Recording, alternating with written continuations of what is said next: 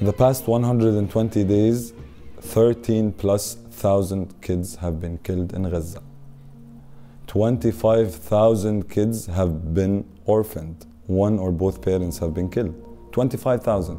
So 25,000 orphans, I mean, I don't know how their future would look, not very bright. And 13,000 kids who just were killed, you know? Where is the outrage in Europe? Why do I have to make people feel? Why do I need to humanize myself? Don't I look human enough? Aren't we human enough? What's non-human about us? I don't get it. I mean, if anything, I think the only humanity left in the world is in Gaza.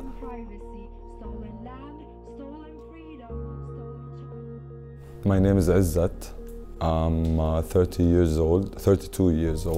I was born in Gaza in Palestine in 1991. I lived there up until July of 2007. Gaza is a special place for me, for everyone who lives there. My father was born there as a refugee. I was born there as a refugee. The population is 70% refugees.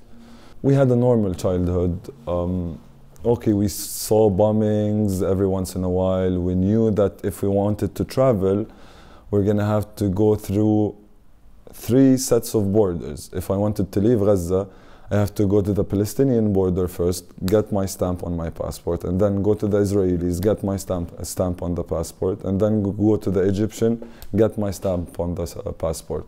Sometimes we get stuck in between, and we spend 4 or 5 days at the border crossing. So there's multiple layers to Gaza. There is the trauma, there is the fun, there is the things that I'm fond of, and then there is the Palestinians, which are a special kind of people, I would say. We have this word that does not translate pretty good in English. It's called al-sumud, which roughly translates to steadfastness.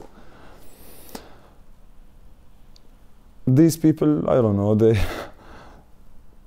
wake up, they work hard, they have kids, they build things, knowing that they're gonna be sabotaged or bombed or, you know, destroyed somehow.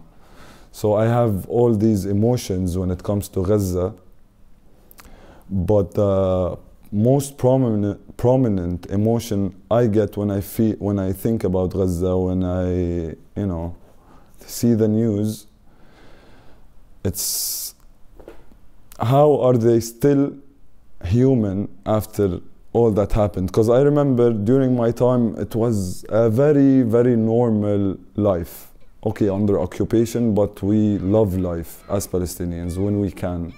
We live our life in the best way we can, when we have the chance to. But now they don't have the chance.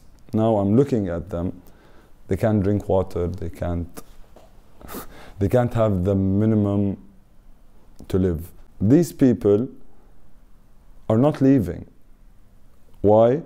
Because they believe this is their land. You know, they dropped bombs more than Hiroshima on Gaza. More than, I think, places in Germany during the World War II. And still these people, you see them with dead kids, they're carrying their kids and they're saying, this is for Palestine. They were taken away from me for Palestine. Like at this point we are zombies. Like we're living our lives. Me, myself personally, I talk about myself before I talk about anyone. How can I just have time to go drink coffee or like meet friends when I know? I have 2 grandmothers in Gaza. I mean, they have nowhere to hide. My grandmother is 90 years old. What can she do? Nothing. This, what I just said, should be enough to convince anyone. I mean, why do they need to be convinced in the first place? I don't know. It's like 75 years of the same thing going on and on and on and on and on. And still, generation over generation, after generation after generation, we have to find a new way to express and explain and articulate our cause, which is, legally speaking, legally, I'm not talking ethically or morally, the occupation is illegal. Settlements are illegal, and I can't believe that I have to say this. Genocide is illegal. Openly, they do the three things, Israel. And does the West support openly and defends, and you know? I think people just need to think and reevaluate their priorities as humans, which is the key word, not as Swedish people, not as Europeans, not as, forget all the labels we have, forget them for a while. I have so many labels, but let's strip ourselves from all the labels. Forget that I'm a man, forget you're a woman, forget that you're a guy, forget that you're Swedish and Palestinian. When it comes to a human level, we should be the same. Should be, right? But we're not.